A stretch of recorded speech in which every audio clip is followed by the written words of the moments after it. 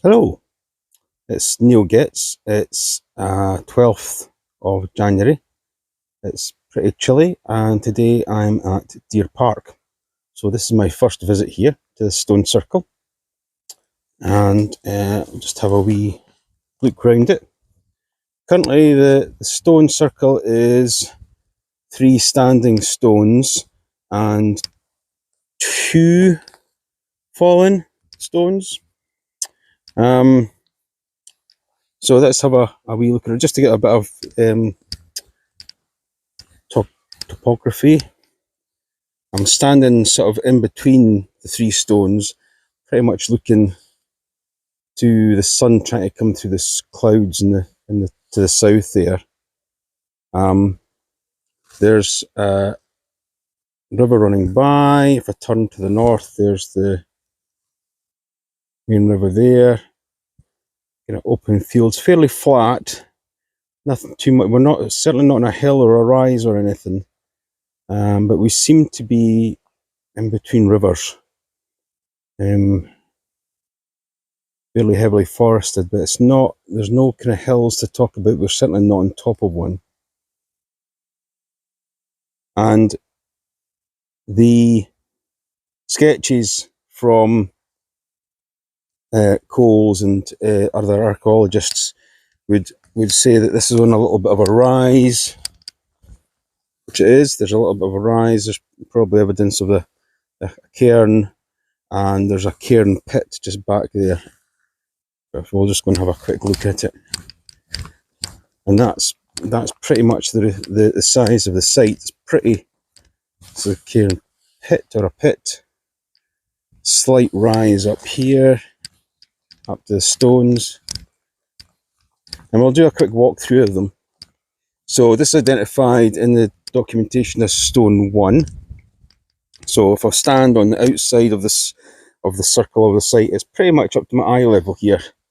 So what's that? Maybe kind of 1.5 meters high.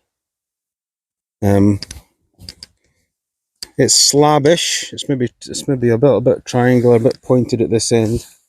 Grey granite, lovely stone, slightly leaning in towards the circle a little bit.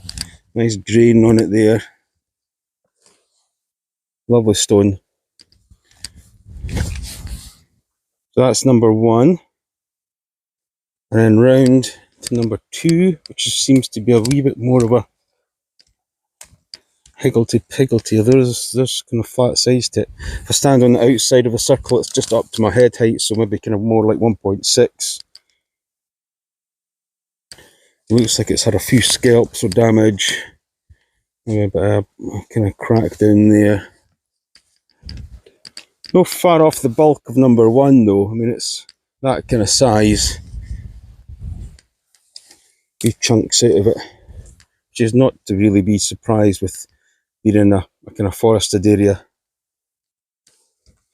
And then stone number 3, which is a lovely red granite. It's lovely. And it's relatively flat-sided. Back and front, a bit more of a slab, kind of sloping top, but certainly kind of flat. And then there's kind of stones round about it, whether I'm not sure if that's just because it's getting held up or they're just curbstones from the cairn have been kind of piled up against it. So that's number 3. And on the drawings, there's another 2 stones that are fallen. So number 4 is way over here, and I had to kick the leaves away a little bit to see it. So it's fallen. It's here, and probably in danger of getting swallowed by these 2 trees that look like the Lord of the Rings or something. But that's number 4 here. And then apparently number 5 is down the slope towards this river. So I'll quickly just go across and try not to fall down the slope just to eyeball it. I'm pretty sure I saw it. So let's just see if I can quickly point it out to you without disappearing. There it is there. That's it there. And that's the river. So that's the 5 stones, 3 standing, 2 fallen. So the documentation, there's a lot written about this deer park, but there's not a lot of, well, content about it.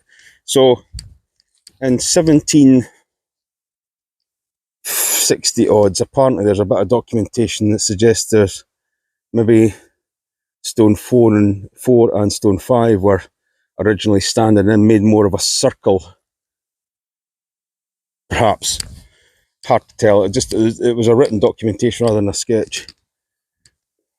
But from 1850 odds, apparently the sketches in the documentation show that this circle has been like this in this state since then. So, a couple hundred years, almost 180 years, has been like this. Again, not a lot. I think Coles had visited here during his recumbent stone circle tour and decided that it might have been one, but there's no real, and it was discounted after that. There was a recumbent stone circle because there's no evidence of a recumbent or flankers at all. He was kind of thinking that because stone 1 and 2 could be flankers, you could have a recumbent in here, like South Fornet has 2 flankers and no recumbent in the middle. And it is kind of facing south. If I going back to get a better idea, he was kind of suggesting that these were flankers and there was a recumbent there and it's facing south, therefore it could be, but I think that's stretching it a little bit. There's no evidence. South Fornet at least has rubble of a destroyed recumbent. But yeah, I thought it was just worth a little visit. The access to Deer Park is incredibly easy. It's very accessible. There's no fences or anything to climb.